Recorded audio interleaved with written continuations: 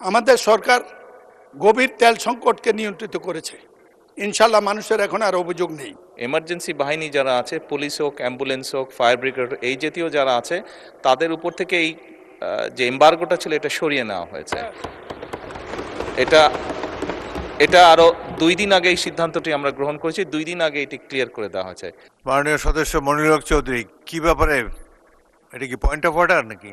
Article 36 আমি দাঁড়িয়েছি জনগণের চলাফেরার প্রশ্নে, যে মৌলিক কত বিধি মাননীয় সদস্য? আর্টিকেল 36 সংবিধানের 36।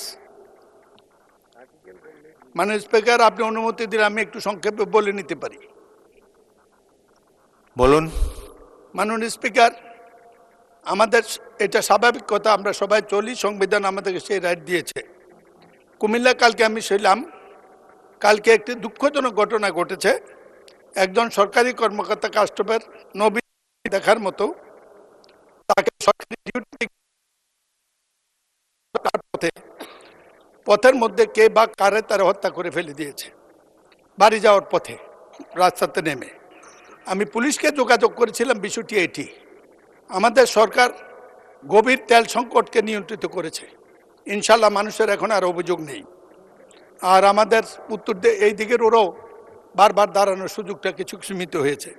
তেলের ভোগান্তিতে ক্লান্ত? এখনই কিনুন রাইডো, এক চার্জে চলুন 100 কিলোমিটার পর্যন্ত।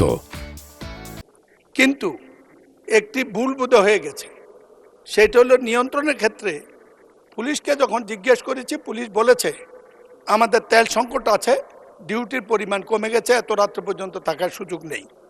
এই লোকটি নির্দয়ভাবে নিহত হয়েছে। কাস্টম কর্মকর্তা, কুমিল্লা মানুষ তাকে পছন্দ করে, কালকে এই মৃত্যুর ঘটনা আলোড়ন সৃষ্টি করেছে। পুলিশ বলেছে তাদের তেল সংকট আছে, তেল নাকি রেশন হয়েছে। পুলিশকে তেল রেশন না করলেও আমি মনে করি অসুবিধা হবে না। এমনি আইন শৃঙ্খলা পরিস্থিতির উন্নতির দিকে আমি স্বরাষ্ট্রমন্ত্রী এখানে নাই, মাননীয় প্রধানমন্ত্রীর দৃষ্টি আকর্ষণ করব। এই ব্যাপারটি পুলিশের তেল রেশন, আইন শৃঙ্খলা বাহিনীর তেল রেশন অবিলম্বে প্রত্যাহার করা হোক, নাইলে আইন শৃঙ্খলা সংকট সৃষ্টি হবে। এতে আমাদের জনগণের নির্বিঘ্নে চলাচলের সমস্যার সৃষ্টি হয়। ধন্যবাদ মাননীয় স্পিকার। মাননীয় সদস্য, আচ্ছা, মাননীয় সংসদ নেতা কিছু বলতে যাচ্ছেন? মাননীয় স্পিকার, আপনাকে ধন্যবাদ। মাননীয় সংসদ সদস্য, আপনি যে কনসার্নটি এক্সপ্রেস করেছেন, মাননীয় স্পিকার, মাননীয় সংসদ যে কনসার্নটি এক্সপ্রেস করেছেন, এই বিষয়টি এরই মধ্যে আমরা অ্যাড্রেস করেছি। পুলিশ সহ এমার্জেন্সি বাহিনী যারা আছে, পুলিশ হোক, অ্যাম্বুলেন্স হোক, ফায়ার ব্রিগেড, এই জাতীয় যারা আছে, তাদের উপর থেকে এই যে এম্বার্গোটা ছিল এটা সরিয়ে নেওয়া হয়েছে। এটা আরো 2 দিন আগে এই সিদ্ধান্তটি আমরা গ্রহণ করেছি, 2 দিন আগে এটি ক্লিয়ার করে দেওয়া হয়েছে। কাজে আশা করি ইনশাল্লাহ এই সমস্যা আর হওয়ার কথা না।